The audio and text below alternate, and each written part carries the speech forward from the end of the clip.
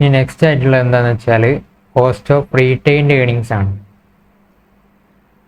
നമ്മളിതുവരെ ഏതൊക്കെ കോസ്റ്റുകൾ പഠിച്ചു? നമ്മൾ ആദ്യം തന്നെ കോസ്റ്റ് ഓഫ് ഡെപ്റ്റ് പഠിച്ചു. ഡെപ്റ്റിൽ തന്നെ റെഡീമബിൾ, ഇറഡീമബിൾ ആയിട്ടുള്ളതിൻ്റെ പഠിച്ചു. അതുപോലെ തന്നെ ഡിഫറെൻറ്റ് മെത്തേഡ്സിൽ YTM മെത്തേഡ്സിൽ എങ്ങനെ ചെയ്യാം, അതുപോലെ തന്നെ അതൊക്കെ ജസ്റ്റ് ഒന്ന് പറഞ്ഞു. അതുപോലെ തന്നെ പിന്നെ അടുത്തത് നമ്മൾ പ്രിഫറൻസ് ഷെയറിൻ്റെ പഠിച്ചു. പ്രിഫറൻസ് ഷെയറും റെഡീമബിളും ഉണ്ട്, ഇറഡീമബിളും ഉണ്ട്. അതിൻ്റെ രണ്ടിൻ്റെ എങ്ങനെയാണ് ചെയ്യാമെന്ന് പഠിച്ചു. അപ്പോൾ അത് ഏതാണ്ട് എന്താണ്, ഡെപ്റ്റിനോട് സെയിം ആണ്, ഡെപ്റ്റിനോട് ഏതാണ്ട് സിമിലാരിറ്റീസ് ഉള്ളതാണ്. അതൊക്കെ നമ്മൾ നോക്കി. പിന്നീട് നമ്മൾ എന്താണ് പഠിച്ചത്? Cost of equity. ഇക്വിറ്റിയുടെ കോസ്റ്റ് എങ്ങനെ കണ്ടുപിടിക്കുക എന്നുള്ളത് 6 മെത്തേഡ്സ് ആണുള്ളത്. 6 മെത്തേഡ്സിൽ ഒരു മെത്തേഡ്, ആദ്യത്തെ മെത്തേഡ് ഡിവിഡൻഡ് മെത്തേഡ്, അതിൻ്റെ കൂടെ ഗ്രോത്ത് കൂട്ടിയത് ഡിവിഡൻഡ് ഗ്രോത്ത്. അതുപോലെ തന്നെ ഏണിങ്സ്, മൂന്നാമത്തത് ഏണിങ്സ് മെത്തേഡ്, ഏണിങ്സിൻ്റെ കൂടെ ഗ്രോത്ത് കൂട്ടിയത് ഏണിങ്സ് ഗ്രോത്ത് മെത്തേഡ്. അതുപോലെ തന്നെ പിന്നെ അടുത്ത മെത്തേഡ് റിയലൈസ്ഡ് ഈൽഡ് അപ്രോച്ച്. അത് നമ്മളുടെ ഒരു ഷെയർ നമ്മൾ എടുക്കുമ്പം ഒരു ഷെയറിന് ഇൻവെസ്റ്റർക്ക് എത്ര റിട്ടേൺ കിട്ടുന്നുണ്ട് എന്നുള്ളത്, അതായത് ക്യാപിറ്റൽ അപ്രീസിയേഷനും അതിൻ്റെ വാല്യൂ കൂടിയതും അതുപോലെ തന്നെ ഡിവിഡൻഡ് കിട്ടിയിട്ടുണ്ടെങ്കിൽ അതും വെച്ചിട്ട് നമ്മൾ ചെയ്യുന്നത്, അതും നമ്മൾ നോക്കി.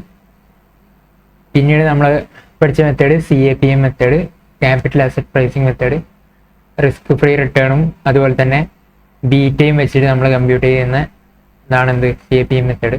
അപ്പോൾ നമ്മൾ ഇത്രയും മെത്തേഡ്സ് പഠിച്ചു. ഏത്? ഇനി നമുക്ക് ലാസ്റ്റ് ആയിട്ടുള്ള മെത്തേഡ് ഏതാണ്?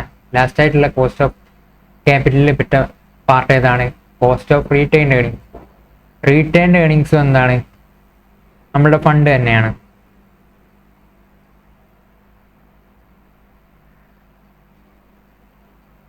Next cost of retained earnings.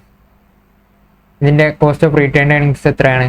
Cost of equity minus personal tax ആണ് എന്ത്, കോസ്റ്റ് ഓഫ് റീറ്റെയിൻഡ് ഏണിങ്സ്. ഇതെന്താ ഇങ്ങനെ വരുന്നത്? ഞാനൊന്ന് എക്സ്പ്ലെയിൻ ചെയ്യാം.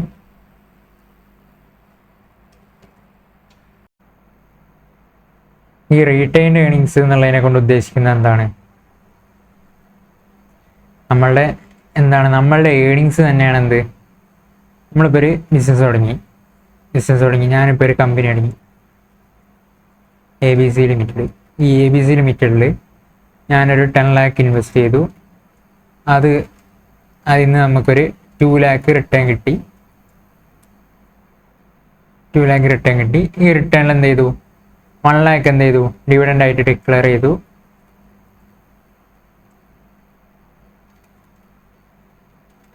ബാക്കി 1 lakh എന്ത് ചെയ്തു? നമ്മളവിടെ റീറ്റെയിൻ ചെയ്ത് വെച്ചു. അതായത് കമ്പനി തന്നെ റീഇൻവെസ്റ്റ് ചെയ്തു. അപ്പോൾ നമ്മളുടെ ഇൻവെസ്റ്റ്മെൻറ്റ് എത്രയായി? 11 ലക്ഷമായി മാറി. അപ്പോൾ നമ്മളുടെ എക്സ്പെക്റ്റേഷൻ ഈ 1 lakhന്റെ മുകളിൽ എത്ര വരിക എന്നുള്ളതാണ് ക്വസ്റ്റ്യൻ. ഇതും എന്താണ്, നമ്മൾ കമ്പനിയിലേക്ക് ഇൻവെസ്റ്റ് ചെയ്യുന്ന ഫണ്ട് തന്നെയാണ്. പിന്നെയും നമ്മളുടെ കയ്യിൽ നിന്ന് വേറെ ഫണ്ട് എടുത്ത് ഇൻവെസ്റ്റ് ചെയ്യുന്ന പോലെ എന്താക്കും, കണക്കാക്കും. അപ്പോൾ ഒരു ഷെയർ ഹോൾഡറുടെ എക്സ്പെക്റ്റേഷൻ എന്താണ്? കോസ്റ്റ് ഓഫ് ഇക്വിറ്റി ആണെന്ത്, ഒരു ഷെയർ ഹോൾഡറുടെ എക്സ്പെക്റ്റേഷൻ എന്ന് പറയുന്നത്. കോസ്റ്റ് ഓഫ് ഇക്വിറ്റി എന്താണ്? ഷെയർ ഹോൾഡറുടെ എക്സ്പെക്റ്റേഷൻ തന്നെയാണ്. അപ്പോൾ കോസ്റ്റ് ഓഫ് ഇക്വിറ്റി ആയിരിക്കണം എന്ത്, നമ്മളുടെ കോസ്റ്റ് ഓഫ് റീറ്റെയിൻഡ് ഏണിങ്സും വരേണ്ടത്. കാരണം എന്താണെന്ന് വെച്ചാൽ നമ്മളുടെ ഷെയർ ഹോൾഡറുടെ ഫണ്ട് തന്നെയാണ് എന്ത്, ആ 1 lakh ഷെയർ ഹോൾഡർക്കുള്ള ഫണ്ട് തന്നെയാണ്. ആ ഷെയർ ഹോൾഡർ 1 lakh ഡിവിഡൻഡ് ആയിട്ട് എടുത്തില്ല എന്നല്ല, ഡിവിഡൻഡ് ആയിട്ട് ഡിക്ലെയർ ചെയ്തില്ല, എന്നിട്ട് ആ 1 lakh അവിടെ ഇൻവെസ്റ്റ് ചെയ്തതാണ്. സോ ആ 1 lakh എന്താണ്, ഷെയർ ഹോൾഡറുടെ ഫണ്ട് തന്നെയാണ്. അത് നമ്മൾ സാധാ കോസ്റ്റ് ഓഫ് ഇക്വിറ്റി കാണുന്ന പോലെ തന്നെ കോസ്റ്റ് ഓഫ് ഇക്വിറ്റി, അതിൻ്റെ കോസ്റ്റ് ഓഫ് ഇക്വിറ്റി അയാളുടെ എക്സ്പെക്റ്റേഷൻ ആ 1 lakhന്റെ മുകളിലും മറ്റ് ഫണ്ട്സിനുള്ള പോലെ തന്നെ ആയിരിക്കും. അതായത് ഈ 10 lakhന്റെ മുകളിൽ ഇയാൾ എക്സ്പെക്ട് ചെയ്യുന്ന പെർസെൻറ്റേജ് തന്നെ ആയിരിക്കും എന്ത്, 1 lakhന്റെ മുകളിൽ എക്സ്പെക്ട് ചെയ്യുന്നത്. ബട്ട് ഇവിടെ ഒരു ചെറിയ ഡിഫറൻസ് ഉണ്ട്. ഡിഫറൻസ് എന്താണെന്ന് വെച്ചാൽ, നമ്മൾ ഈ 10 lakh എങ്ങനെയാണ് ഇൻവെസ്റ്റ് ചെയ്യുന്നത്? 10 lakh ഇൻവെസ്റ്റ് ചെയ്യാൻ നിങ്ങൾക്കിപ്പോൾ ഒരു 10 lakh ഇൻവെസ്റ്റ് ചെയ്യണമെങ്കിൽ നിങ്ങൾക്കൊരു ഇൻകം വേണ്ടേ ആദ്യം. അപ്പോൾ ഈ 10 lakh നിങ്ങൾ എങ്ങനെയാണ് ഇൻവെസ്റ്റ് ചെയ്യുന്നത്? 10 lakh ഇൻവെസ്റ്റ് ചെയ്യുന്നത് ആദ്യം തന്നെ നിങ്ങളൊരു കമ്പനി സ്റ്റാർട്ട് ചെയ്തിട്ടുണ്ട്, നിങ്ങൾക്ക് റെൻ്റൽ ഇൻകം ഉണ്ട്. റെൻ്റൽ ഇൻകം എത്രയാണ്? ഒരു 15 ലാക്ക്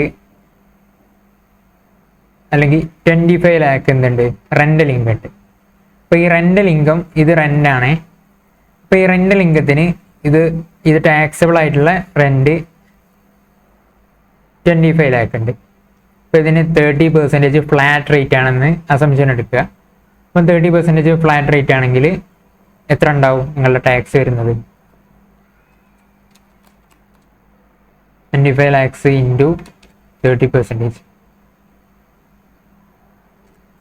7,50,000 എന്തുണ്ടാവും ടാക്സ് വരും. അത് മൈനസ് ചെയ്താൽ 70,50,000 ആണ് എന്ത് നിങ്ങളുടെ കയ്യിൽ ഏർണിങ്സ് ആഫ്റ്റർ ടാക്സ് ഉള്ളത്. ഈ ഏർണിങ്സ് ആഫ്റ്റർ ടാക്സ് എന്നാണ് എന്ത് നിങ്ങൾ 10 ലാക്ക് ഇൻവെസ്റ്റ് ചെയ്തത്. കാരണം ഈ 7,50,000 എന്താണ് നമ്മൾ ഗവൺമെൻറ്റിലേക്ക് കൊടുത്തു, അത് നമ്മുടെ കയ്യിലില്ല. നമ്മുടെ ഇൻകം ശരിക്കും 25 ലാക്ക് ഉണ്ടെങ്കിലും ടാക്സ് കഴിഞ്ഞിട്ട് നമ്മുടെ കയ്യിൽ എത്തുന്നത് എത്രയാണ്? 7,50,000 ആണ്. അതുപോലെ തന്നെ ഇപ്പോൾ നമുക്ക് ഇവിടെ ഡിവിഡൻഡ് കിട്ടി. ഡിവിഡൻഡ് കിട്ടിയ എത്രയാണ്? 1 ലാക്ക് ഡിവിഡൻഡ് കിട്ടി. 1 ലാക്ക് ഡിവിഡൻഡ് കിട്ടി. ഈ ഡിവിഡൻറ്റിൻ്റെ മുകളിൽ എത്രയാണ്? ഒരു 30% അസംഷൻ എടുക്കുകയാണ്. നമ്മളുടെ പേഴ്സണൽ ടാക്സ് റേറ്റ് നിങ്ങളുടെ സ്ലാബ് റേറ്റ് ആണ്, അതൊക്കെ നിങ്ങൾക്ക് അറിയുന്നുണ്ടാവും, ഇൻകം ടാക്സ് ആണ്. അപ്പം 1 ലാക്കിൻ്റെ 30% 30,000 ടാക്സ് പോയി. ബാക്കി 70,000 ആണ് എന്തുണ്ടാവുക ഇയാളുടെ കയ്യിൽ കിട്ടുക. നമ്മൾ 30% ഫ്ലാറ്റ് റേറ്റ് ആണെന്ന് അസംഷൻ എടുക്കുകയാണെങ്കിൽ. സോ 70,000 ആണ് എന്ത് ഈ ഷെയർ ഹോൾഡറുടെ കയ്യിൽ ഉണ്ടാവുക. ബാക്കിയുള്ള എമൗണ്ട് എന്താണ് ടാക്സ് ആയിട്ട് നമ്മൾ കൊടുത്ത്. അപ്പോൾ നമുക്ക് 1 ലാക്ക് ഏർണിങ്സ് ഉള്ളതിന് 1 ലാക്ക് ഏർണിങ്സ് നമുക്ക് കിട്ടുന്നതിന് 70,000 ആണ് എന്ത് നമ്മളുടെ കയ്യിലുള്ളത്. എന്നാൽ നേരെ മറിച്ച് നമ്മളിപ്പോൾ ഈ 1 ലാക്ക് ഡിവിഡൻഡ് കിട്ടുന്നില്ലേ, 1 ലാക്ക് ഡിവിഡൻഡ് കിട്ടുന്നത് നമ്മളെന്ത് ചെയ്യുന്നു? ആ എൻറ്റിറ്റിയിൽ തന്നെ വെക്കുന്നു. അതായത് കമ്പനി തന്നെ റീഇൻവെസ്റ്റ് ചെയ്യുകയാണെങ്കിൽ നമുക്ക് ടാക്സ് വരുന്നുണ്ടോ? പേഴ്സണൽ ടാക്സ് നില്ലാണ്. ഈ 1 ലാക്കിൻ്റെ മുകളിൽ നമുക്ക് എന്തെങ്കിലും ടാക്സ് വരുന്നുണ്ടോ? ഇല്ല. അതിനുള്ള ടാക്സ് ഓൾറെഡി കമ്പനി കൊടുത്തു കഴിഞ്ഞതാണ്. എന്നിട്ട് ബാക്കിയുള്ള എമൗണ്ട് അത് കമ്പനിയിലേക്ക് റീഇൻവെസ്റ്റ് ചെയ്യാണ്.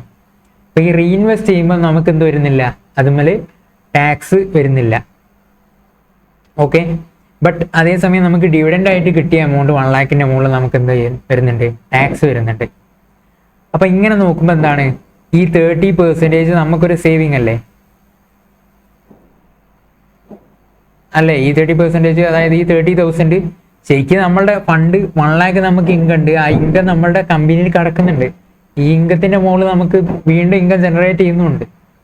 സോ ഈ 1 ലാക്ക് എന്താണ് നമ്മളുടെ ഇൻകാണ്. അതുപോലെ തന്നെ നമുക്ക് ഡിവിഡൻഡ് ആയിട്ട് കിട്ടുന്നതും 1 ലാക്ക് ഇൻകാണ്.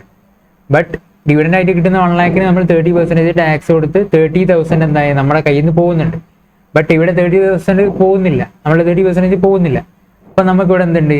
ഒരു കോസ്റ്റ്, ഒരു ടാക്സ് സേവിങ് എന്തുണ്ട് ഇവിടെ ഉണ്ട്. പേഴ്സണൽ ടാക്സ് സേവിങ് ഉണ്ട്. നമ്മൾ റീഇൻവെസ്റ്റ് ചെയ്യുന്നതിനെ കൊണ്ട് നമുക്ക് പേഴ്സണൽ ടാക്സ് സേവിങ് ഉണ്ട്. അതുപോലെ തന്നെ ഈ കേസ് നോക്കൂ നിങ്ങൾ. ഞാൻ ആദ്യം പറഞ്ഞ കേസ് ഈ 10 ലാക്ക് ആണ് എന്ത് ഈ 70,50,000 നിന്നാണ് എന്ത് നമ്മൾ 10 ലാക്ക് ഇൻവെസ്റ്റ് ചെയ്യുന്നത്. ഈ 10 ലാക്ക് നമുക്ക് ഏർണിങ്സ് ആഫ്റ്റർ ടാക്സ് വരണമെന്നുണ്ടെങ്കിൽ നമ്മളുടെ കയ്യിൽ എത്ര ഇൻകം വേണം? അതെങ്ങനെ കണ്ടുപിടിക്കാൻ കഴിയാന്ന് വെച്ചാൽ ഇത് 30% ആക്കി എടുക്കുക, ഇത് 70% ആക്കി എടുക്കുക, ഇത് 100% ആക്കി എടുക്കുക. അതായത് before tax earnings after tax ഇങ്ങനെയല്ലേ നമ്മൾ ചെയ്യാറ്. ഇതിനെ 30% എടുത്തിട്ട് ബാക്കി 70% ആണത്. അപ്പോൾ എത്ര വേണം? 10 ലാക്ക് ഡിവൈഡഡ് ബൈ 70% എന്ന് പറയുമ്പോൾ 40,28,571 എന്ന് വരും. ഞാൻ ചെയ്ത് നോക്കാം. 30% എത്രയാണ്? 4,28,571. അപ്പോൾ 10 ലാക്ക് വരും. സോ നമുക്കൊരു 10 ലാക്ക് നമുക്ക് ഇൻവെസ്റ്റ് ചെയ്യണമെന്നുണ്ടെങ്കിൽ നമ്മുടെ കയ്യിൽ 14 ലാക്ക് സംതിങ് ഇൻകം വേണം.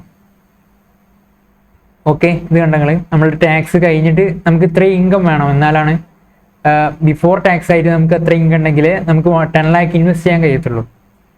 അതേസമയം നമ്മളുടെ ഈ റീറ്റെയിൻഡ് ഏർണിങ്സ് എന്താണ്, അത് ഓൾറെഡി അവർ ടാക്സ് ഒക്കെ കമ്പനി ടാക്സ് കൊടുത്ത ഐറ്റമാണ്. അത് നമ്മുടെ കയ്യിൽ കിട്ടിയാൽ നമ്മൾ 30% ടാക്സ് കൊടുക്കേണ്ടി വരും. ബട്ട് നമ്മൾ അവിടെ വെച്ചതിനെ കൊണ്ട് എന്താ നമ്മുടെ കയ്യിൽ ടാക്സ് നമുക്ക് വരുന്നില്ല. സോ അതൊരു ടാക്സ് സേവിങ് ആണ്. അതുപോലെ തന്നെ ഈ 10 lakh നമ്മളിപ്പോൾ ഈ 1 lakh നമ്മൾ ഇൻവെസ്റ്റ് ചെയ്യണമെങ്കിൽ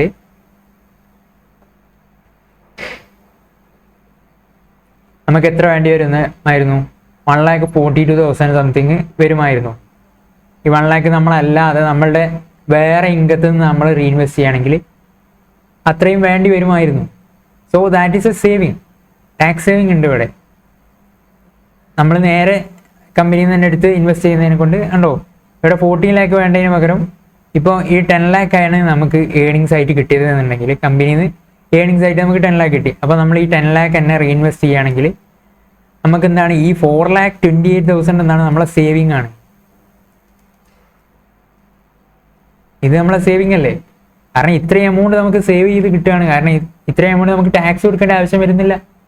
സോ നമ്മൾ കോസ്റ്റ് ഓഫ് ക്യാപിറ്റൽ കാണുമ്പം നമ്മൾ പറഞ്ഞിട്ടുണ്ട്, അതുപോലെ തന്നെ കോസ്റ്റ് ഓഫ് ക്യാപിറ്റൽ അങ്ങനത്തെ എല്ലാം കാണുമ്പോൾ നമ്മൾ കോസ്റ്റ് നോക്കുമ്പം സേവിങ്സ് എന്തെങ്കിലും ഉണ്ടെങ്കിൽ അത് കുറച്ചിട്ടുള്ള ബാക്കിയാണ് എന്ത്, കോസ്റ്റ് ഓഫ് ക്യാപിറ്റലോ അങ്ങനെ എന്ത് കോസ്റ്റ് കാണുകയാണെങ്കിലും അത്. അപ്പം നമ്മൾ നോക്കുമ്പം ഇവിടെ അപ്പം നമ്മളിപ്പോൾ ഇതിൻ്റെ ഇക്വേഷൻ എങ്ങനെയാണ് വരിക? Cost of retained earnings is equal to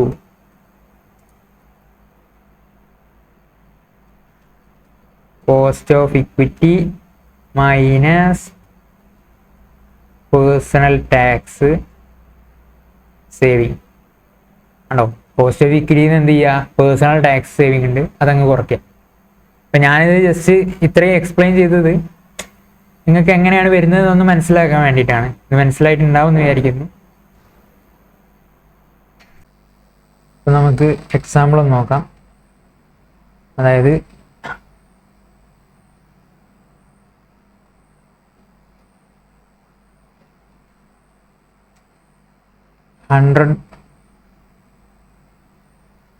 ഒരു 1 lakh rupees ആണ് എന്ത് എൻ്റെ ഏണിങ്സ് എന്ന് പറയുന്നത്. ഈ ഏണിങ്സ് നിന്ന് എനിക്ക് എത്ര ടാക്സ് എത്ര പോകുന്നത്? 30,000 ടാക്സ് ആയിട്ട് കൊടുക്കണം.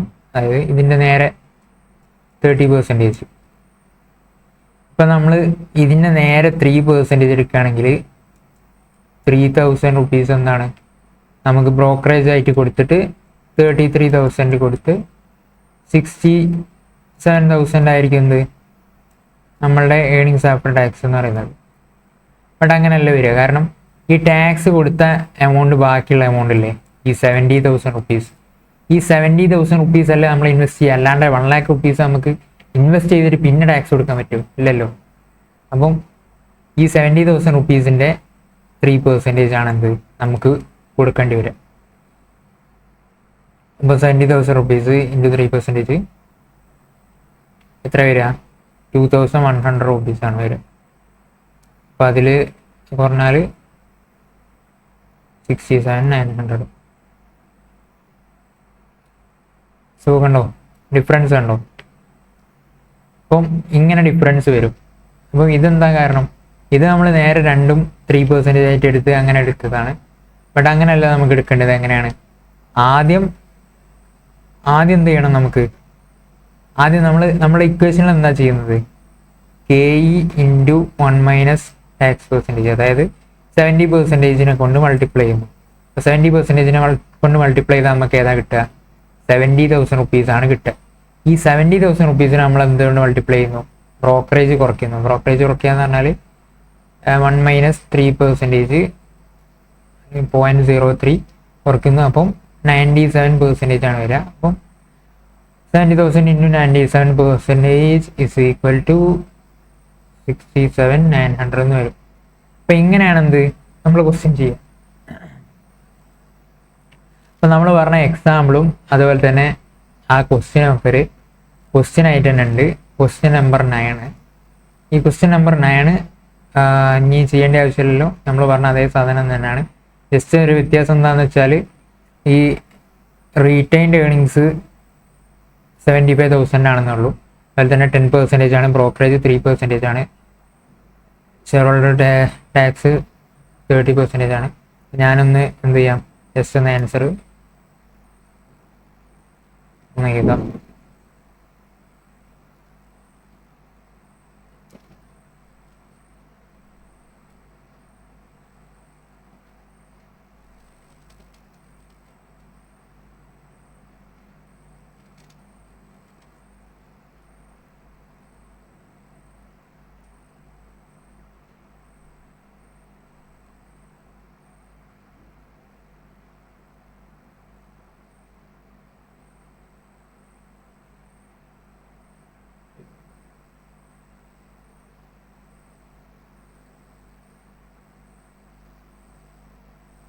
നമുക്ക് എങ്ങനെയാണ് ഇക്വേഷൻ വരുന്നത്?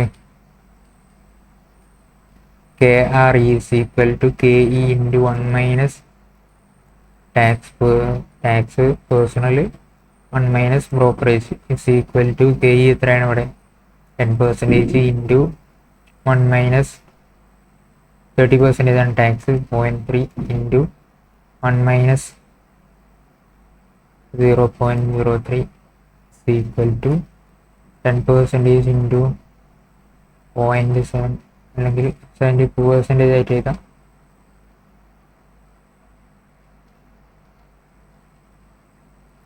ഇൻറ്റു 90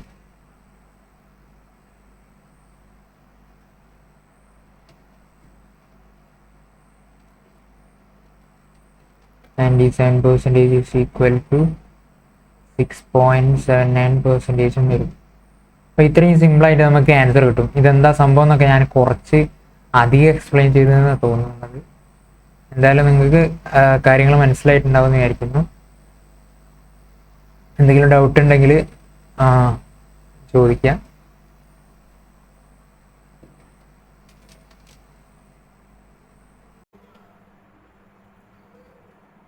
ഇനി നമുക്ക് weighted average cost of capital എങ്ങനെയാണെന്ന് നോക്കാം. It is defined as the overall cost of capital on long-term funds, which is computed by the reference to the proportion of each component of capital as weights. It denoted by KO. KO എന്ന് എഴുതിയിട്ടാണ് എന്ത് denote ചെയ്യുക. Hence the weighted average cost of capital is equal to sum of cost of individual component into proportion in the capital. എന്താണെന്നൊക്കെ നമുക്ക് ഇപ്പോൾ പറയാം. ഒരു example കൊടുത്തിട്ടുണ്ട്, അതുവഴി നമുക്ക് മനസ്സിലാക്കാം.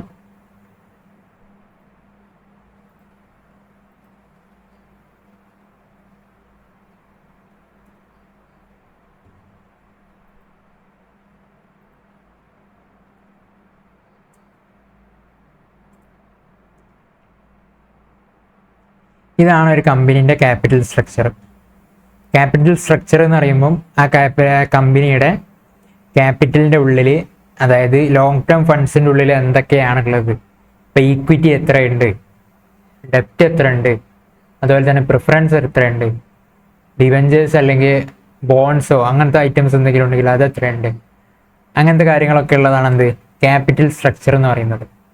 അപ്പോൾ അതിൽ മെയിനായിട്ട് വരുന്ന 3 കമ്പോണൻസ് ആണ് ഇക്വിറ്റിയും ഡെപ്റ്റും പ്രിഫറൻസ് ഷെയറും. അപ്പോൾ നെക്സ്റ്റ് പഠിക്കാനുള്ള ചാപ്റ്റർ ക്യാപിറ്റൽ സ്ട്രക്ചർ തിയറീസും ക്യാപിറ്റൽ സ്ട്രക്ചറും ആയിട്ടുള്ള ചാപ്റ്റേഴ്സാണ്. അപ്പോൾ അതിൽ നമ്മൾ കൂടുതൽ സ്ട്രക്ചർ എങ്ങനെ വരണം, അതിൽ എങ്ങനെ വന്നാലാണ് നമുക്ക് കൂടുതൽ ബെനിഫിഷ്യൽ, അങ്ങനത്തെ കാര്യങ്ങളൊക്കെ നമ്മൾ പഠിക്കും. അപ്പോൾ നമ്മൾ ആദ്യം ഇതെങ്ങനെയാണ് നോക്കാം. അപ്പോൾ നേരത്തെ നമ്മൾ ആദ്യത്തെ ക്ലാസ്സിൽ തന്നെ പറഞ്ഞിട്ടുള്ളതാണ് ഈക്വിറ്റി എങ്ങനെയാണ് ഓവറോൾ കോസ്റ്റ് ഓഫ് ക്യാപിറ്റൽ കണ്ടുപിടിക്കുക എന്നുള്ളത്. അപ്പോൾ ഞാൻ ജസ്റ്റ് ഒന്ന് ഫോർമാറ്റ് എന്ന് പറഞ്ഞിട്ട് ഒന്ന് ജസ്റ്റ് കൊടുത്തിട്ടുണ്ട്. ഞാൻ മുകളിൽ പറഞ്ഞ കാര്യങ്ങൾ തന്നെയാണ്. ഡെപ്റ്റിൻ്റെ എങ്ങനെയാണ് വെയിറ്റ് ഓഫ് ഡെപ്റ്റ്, ഡെപ്റ്റിന് എത്ര വെയിറ്റ് ഉണ്ട്, അതായത് ഇത് പെർസെൻറ്റേജിലാണെങ്കിൽ പെർസെൻറ്റേജിലാണെങ്കിൽ എന്ത് ചെയ്യണ്ട, ലാസ്റ്റ് നമ്മൾ ഡിവൈഡഡ് ബൈ വെയ്റ്റ്സ് ചെയ്യണ്ട. അല്ലാതെ പെർസെൻറ്റേജിൽ അല്ലാതെ ടോട്ടൽ വെയ്റ്റ്സ് ആയിട്ടാണ് തന്നതെങ്കിൽ വെയ്റ്റ്സ് വെച്ച് ചെയ്യുക. എന്നിട്ട് കോസ്റ്റ് ഓഫ് ഡെപ്റ്റിനെ മൾട്ടിപ്ലൈ ചെയ്യുക. അപ്പോൾ നമുക്ക് മൂന്നാമത്തെ ഒരു കോളം കിട്ടും. അപ്പോൾ ഈ മൂന്നാമത്തെ കോളത്തിൽ ഉള്ളതിനെ ടോട്ടൽ ചെയ്യുക. അതാണ് എന്ത് ടോട്ടൽ ഓഫ് പ്രൊഡക്ട്സ്. ആ total of products divide by total weights. അല്ല നിങ്ങൾ പെർസെൻറ്റേജിലാണ് ഓൾറെഡി ചെയ്തതെങ്കിൽ ആ പെർസെൻറ്റേജ് ഇൻറ്റു നേരെ എന്ത് ചെയ്താൽ മതി, നമ്മളുടെ ഇൻഡിവിജ്വൽ കോസ്റ്റ് ചെയ്താൽ നേരെ സാധനം കിട്ടും. അപ്പോൾ ഇത്രയാണുള്ളത്. Weighted average cost of capital is equal to total product column divide by total weights.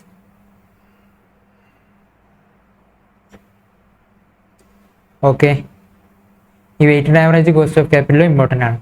അപ്പോൾ ഇനി നമുക്ക് ഇതിൽ ക്വസ്റ്റ്യൻസ് എങ്ങനെ വരിക എന്ന് വെച്ചാൽ ടോട്ടലായിട്ട് എല്ലാ ഐറ്റംസും വരുന്ന ക്വസ്റ്റ്യൻസ് ആയിരിക്കും അധികവും വരുന്നത്. അതായത് cost of capital, total weighted average cost of ക്യാപിറ്റലും പ്രിഫറൻസ് ഷെയറിൻ്റെതും ഡെപ്റ്റിൻ്റെതും അതുപോലെ തന്നെ ഇക്വിറ്റിൻ്റെതും എല്ലാം കൂടി വരുന്ന ക്വസ്റ്റ്യൻസ് ഉണ്ടാവും. അപ്പം അങ്ങനത്തെ ക്വസ്റ്റ്യൻസ് ആണ് അധികവും ചോദിച്ചു വരാറ്. അല്ലെങ്കിൽ ആ ഓരോന്നിൻ്റെ ഡെപ്റ്റിൻ്റെ മാത്രമോ ഇക്വിറ്റിൻ്റെ മാത്രം അങ്ങനെയൊക്കെ ചോദിക്കാറുണ്ട്.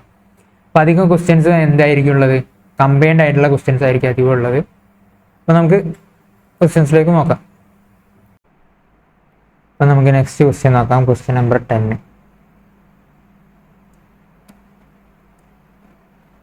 B limited has furnished the following: EPS for dividend payout ratio 25%, market price per share 40, rate of tax 30%, growth of dividend 8%.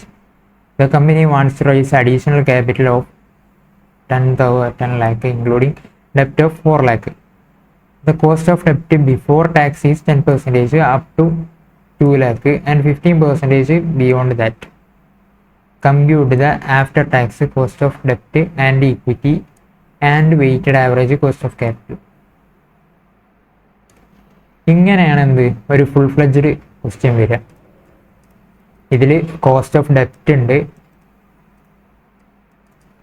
Cost of equity ഉണ്ട്, അതുപോലെ തന്നെ overall cost of capital k ഉണ്ട്. അപ്പോൾ ഇതെല്ലാം കൂടി ഉള്ളതാണ് എന്ത് ഫുൾ ഫ്ലെഡ്ജ്ഡ് ആയിട്ടുള്ള ക്വസ്റ്റ്യൻ. ഈ ക്വസ്റ്റ്യൻ നോക്കാം.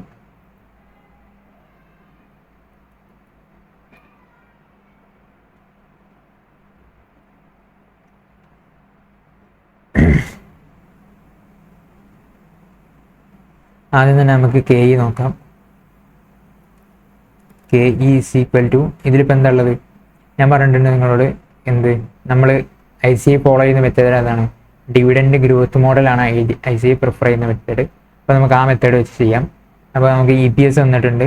EPS മെത്തേഡ് വെച്ചിട്ടും ഇത് ചെയ്യാവുന്നതാണ്. ഇവിടെ ഡിവിഡൻഡ് പേ ഔട്ട് റേഷ്യോവും ഡിവിഡൻറ്റിൻ്റെ കാര്യങ്ങളൊക്കെ തന്നതിനെ കൊണ്ട് ആ മെത്തേഡ് ഫോളോ ചെയ്യുന്നതാണ് ഏറ്റവും നല്ലത്. സോ നമ്മൾ ആദ്യം തന്നെ ഡിവിഡൻഡ് എത്രയാണ്, കെ ഇ ഡിവിഡൻഡ് അപ്രോച്ച് വെച്ചിട്ട് നമ്മൾ എങ്ങനെ കണ്ടുപിടിക്കൽ, K E is equal to D1 divide by P0 plus C. So നമുക്ക് D1 എത്രയാണെന്ന് കണ്ടുപിടിക്കണം. D1 എത്രയാണ്, ഡിവിഡൻഡ് പേ ഔട്ട് റേഷ്യോ 25% ആണ്. EPS 4 ആണ്. EPS നമുക്ക് എന്തായിട്ട് കറണ്ട് EPS ആയിട്ടാണ് നമ്മൾ എടുക്കുന്നത്. അപ്പോൾ കറണ്ട് EPS 4 ആണ് into 25% equal to current dividend. Current dividend എത്രയാണ്, D0 ഈക്വൽ ടു 1. D1 എങ്ങനെയാണ് കണ്ടുപിടിക്കുക, D0 ഇൻറ്റു 1 പ്ലസ് G എത്രയാണ് ഇവിടെ 8% ആണ്. അപ്പോൾ നമുക്ക് ഇക്വേഷനിൽ കൊടുക്കാം. ഇനി P0 എത്രയാണ്, കറണ്ട് മാർക്കറ്റ് പ്രൈസ് ഈസ് 40 ആണ്. അതുപോലെ തന്നെ ബാക്കിയുള്ള ഇൻഫർമേഷൻസ് ഒക്കെ അവൈലബിൾ ആണ്. അപ്പോൾ നമുക്ക് എന്ത് ചെയ്യാം, k e is equal to D1 എത്രയാണ് 1 into 1 plus 0.08 divided by 40 plus 8% is equal to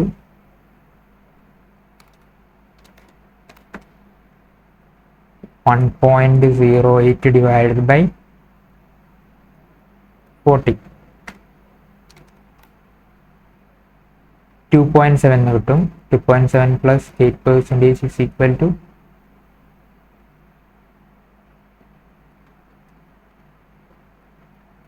10.7%.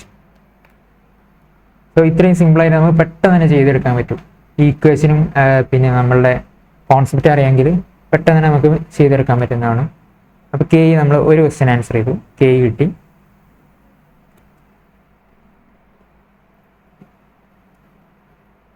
Next എന്താ ചോദിച്ചത്? ഇനി കോസ്റ്റ് ഓഫ് ഡെപ്റ്റ് കണ്ടുപിടിക്കണം. കോസ്റ്റ് ഓഫ് ഡെപ്റ്റ് എന്താണ്? K D. K D is equal to interest into 1 minus tax divided by net proceeds. ഇതാണുള്ള equation. ഇതെങ്ങനെ വരുന്നതെന്നും ഇതിൻ്റെ കാര്യങ്ങളൊക്കെ നമ്മൾ പഠിച്ചതാണ്, ഓൾറെഡി പഠിച്ച കാര്യങ്ങളാണ്. അപ്പം നമ്മൾ ഏതാണ് ഇൻട്രസ്റ്റ് എത്രയാണ് ഇവിടെ? ഇൻട്രസ്റ്റ് ഇവിടെ നോക്കൂ, ഇത് ഇമ്പോർട്ടൻ്റ് ആണ്. നമ്മൾ the company wants raise additional capital of 10 lakh. 10 lakh additionally എന്ത് ചെയ്യുന്നു? കമ്പനി റൈസ് ചെയ്യുന്നുണ്ട്, ഇൻക്ലൂഡിങ് 4 lakh ഡെപ്റ്റ്. അതിലെത്രയാണ്? ഡെപ്റ്റ് 4 lakh ആണ്. ദ കോസ്റ്റ് ഓഫ് ഡെപ്റ്റ് before tax is 10% up to 2 lakh and 15% beyond that.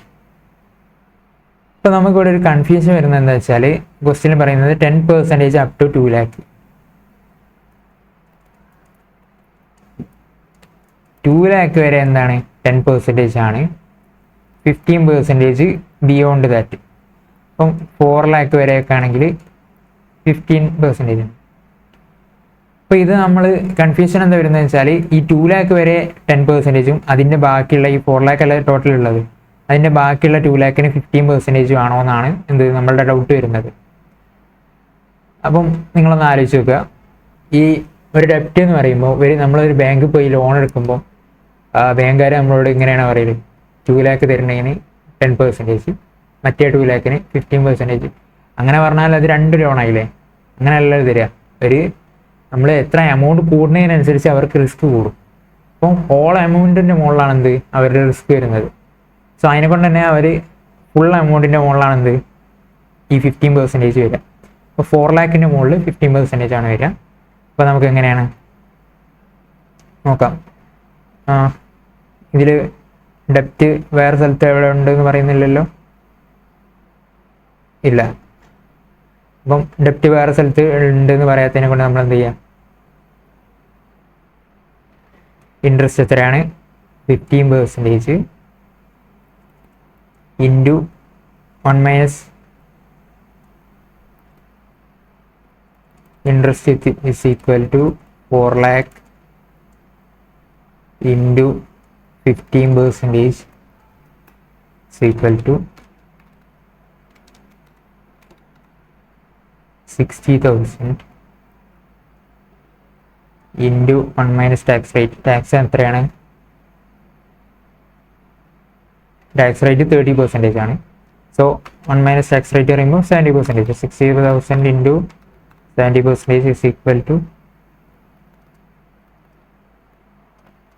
42,000 ആണ് ഡിനോമിനേറ്റർ വരുന്നത്. 60,000 അല്ല നോമിനേറ്റർ വരുന്നത് 60,000 into 1 minus 0.3 whole divide by എത്ര? നെറ്റ് പ്രൊസീഡ്സ് എത്രയാണ്? 4 lakh.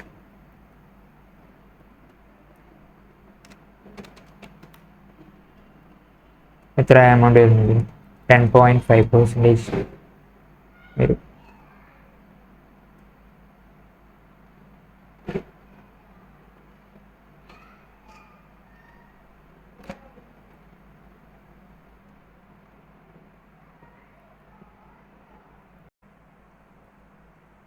കോസ്റ്റ് ഓഫ് ഡെപ്റ്റ് എത്രയാണെന്ന് നോക്കാം. കോസ്റ്റ് ഓഫ് ഡെപ്റ്റ് is equal to എന്താണ് കോസ്റ്റ് ഓഫ് ഡെപ്റ്റിൻ്റെ ഇക്വേഷൻ? കോസ്റ്റ് ഓഫ് ഡെപ്റ്റ് is equal to interest into 1 minus tax divided by net proceeds. Irredeemable ആണെങ്കിൽ, ഇതിൽ റെഡീമബിൾ ആണോ അല്ലെന്ന് നമ്മൾ പറഞ്ഞിട്ടില്ലെങ്കിൽ നമ്മൾ ഇറഡീമബിൾ ആയിട്ട് കൺസിഡർ ചെയ്യാം. നമ്മളിതാ the company wants to raise additional capital of 10 lakh including debt of 4 lakh. 4 lakh ആണ് ഡെപ്റ്റ് വേണ്ടത്. The cost of debt before tax is 10% up to 2 lakh. 2 lakh വരെ എത്രയാണ്? 10% ആണ്. 15% beyond that. അപ്പം ഇതെങ്ങനെയാണ് നമ്മൾ എടുക്കേണ്ടത്? അപ്പോൾ നമ്മൾ ഇൻട്രസ്റ്റ് എങ്ങനെ വരിക? 2 lakh വരെ 10% ആണ്. സോ 20,000 വരും. അതുപോലെ തന്നെ ബിയോണ്ട് ദാറ്റ് എത്രയാണ്? 15% ആണ്, 30,000 വരും.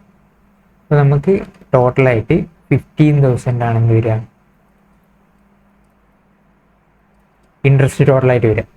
കാരണം ഇങ്ങനത്തെ ക്വസ്റ്റ്യനിൽ നമ്മൾ ഡെപ്റ്റിനെ കുറിച്ച് ഇങ്ങനെ പറയുകയാണെങ്കിൽ, അതായത് ഇൻക്ലൂഡിങ് ഡെപ്റ്റ് ഓഫ് 4 lakh, കോസ്റ്റ് ഓഫ് ഡെപ്റ്റ് before taxes 10% up to 2 lakh, 2 lakh വരെ 10%, അതിൻ്റെ മുകളിലേക്കുള്ളതിന് 15%. അങ്ങനെയാണ് ക്വസ്റ്റ്യനിൽ ഉദ്ദേശിക്കുന്നത്.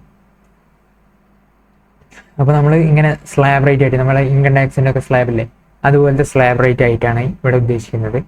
അപ്പോൾ ഇങ്ങനെ ചെയ്തിട്ട് എത്രയാണ് ഇൻട്രസ്റ്റ് കിട്ടുന്നത്? 50,000 ആണ് ഇൻട്രസ്റ്റ് കിട്ടുന്നത്. അപ്പോൾ ഇത് ഇമ്പോർട്ടൻ്റ് ആണ്, ഇത് ഇമ്പോർട്ടൻ്റ് ആയിട്ടുള്ള കാര്യമാണ്. ഇതിൽ തെറ്റെടുത്തരുത്. ചിലപ്പോൾ നമ്മൾ നേരെ 4 lakhനെ 2 lakh കൂടുതലുണ്ടല്ലോ എന്ന് വിചാരിച്ച് 4 lakh × 15% എടുത്താൽ ഫുള്ള് തെറ്റും. അപ്പം അതിനെ കൊണ്ട് ഇങ്ങനെ സ്ലാബ് റേറ്റ് ആയിട്ട് വേണം ഇതെടുക്കാൻ. Up to 10% up to 2 lakh and 50% beyond that എന്ന് പറയുമ്പോൾ നമ്മൾ സ്ലാബ് റേറ്റ് ആയിട്ട് വേണം അങ്ങനെ എടുക്കാൻ. ICI ഇങ്ങനെയാണ് എടുക്കാറ്. അപ്പോൾ നമ്മൾ ICIൻ്റെ മെത്തേഡ് ഫോളോ ചെയ്യുന്നതാണ് ഏറ്റവും നല്ലത്.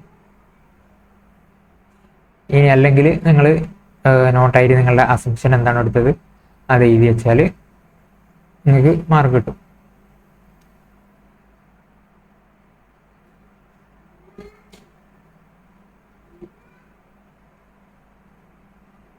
അപ്പം നമ്മൾ എങ്ങനെയാണ് KDF എത്ര വരിക? 50,000 × 1 - 0.3 divided by 4 lakh is equal to 35,000 divided by 4 lakh is equal to 8.75%. 8.75% ആണ് നമ്മുടെ കോസ്റ്റ് ഓഫ് ഡെപ്റ്റ് വരുന്നത്. ഇനി നമുക്ക് നെക്സ്റ്റ് കണ്ടുപിടിക്കുന്നത് എന്താണ്? Weighted average cost of capital. അതെങ്ങനെ കണ്ടുപിടിക്കാം? നമ്മൾ ഓൾറെഡി പഠിച്ച കാര്യമാണ്. Weighted average cost of capital എങ്ങനെ കണ്ടുപിടിക്കാം? Weighted average cost of capital KO അല്ലെങ്കിൽ